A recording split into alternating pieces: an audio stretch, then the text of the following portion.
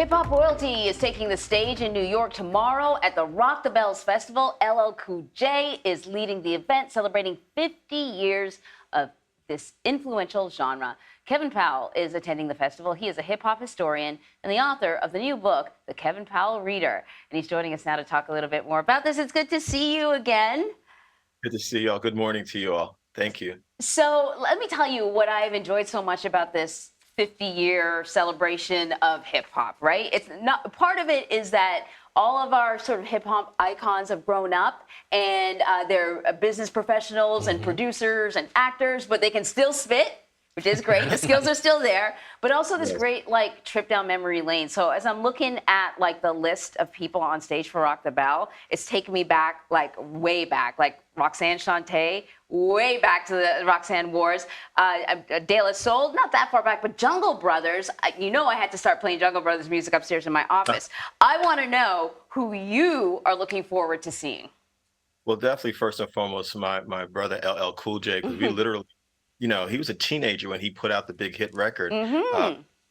Way back in 1985, and that's what this is named after, obviously, and his organization is also celebrating his 5th anniversary this year, Rock the Bells, which is the name of this festival. Him and you know, honestly, as we've been celebrating hip hop at 50, I keep saying to folks, we cannot forget the contributions of women at all. So I'm glad you said Roxanne Shante. Look forward to seeing her. MC Light, Salt and Pepper, Queen Latifah, you know, just the fact even that we're celebrating 50th anniversary, Cindy Campbell, a woman, the sister of Kool Herc, they threw the first party together that we're actually celebrating this 50th anniversary around.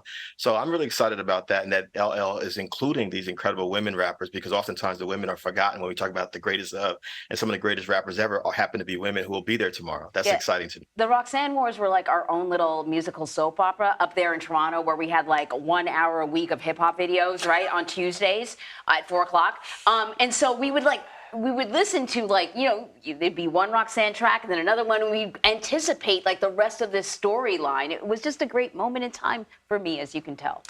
And shout out to T-Dot, shout out to Toronto, because, you know, early hip hop like MC Solar, folks like that who came out of Toronto. And that's the other thing that's great about this anniversary.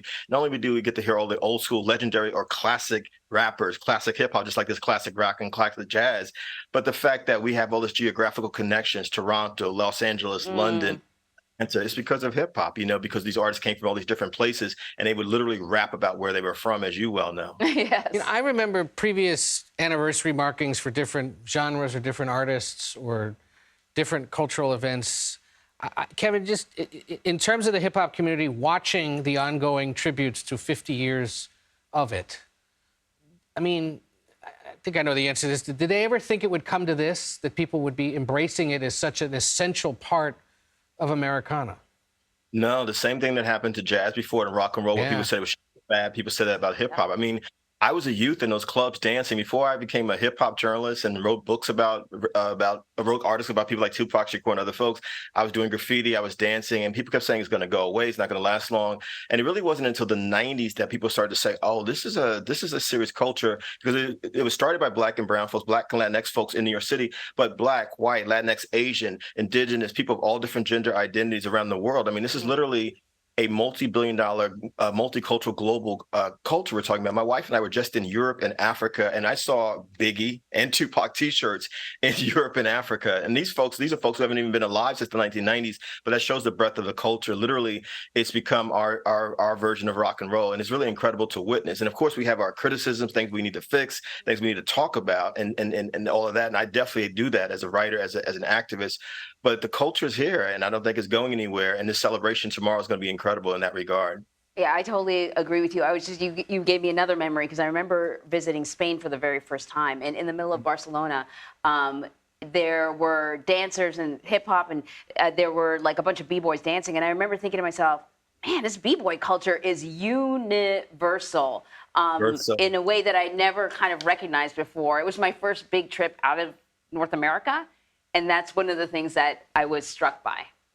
It's incredible. I mean, the fact that breakdancing will be in the Olympics in 24 in Paris. I mean, people realizing the athleticism of this culture. And we got to celebrate the DJ, the dancers, the graffiti writers, and the rappers. 4 core elements of hip hop. It's important to say that, not just the rappers. And what is great about Rock the Bells, what LL's doing tomorrow with everyone, is that they're going to be incorporating the 4 elements of hip hop. So people need to understand, just like you can't talk about rock and roll without the guitar player, you can't talk about hip hop without the DJ, the MC, graffiti writer, and the dancer, all 4. Yeah, totally.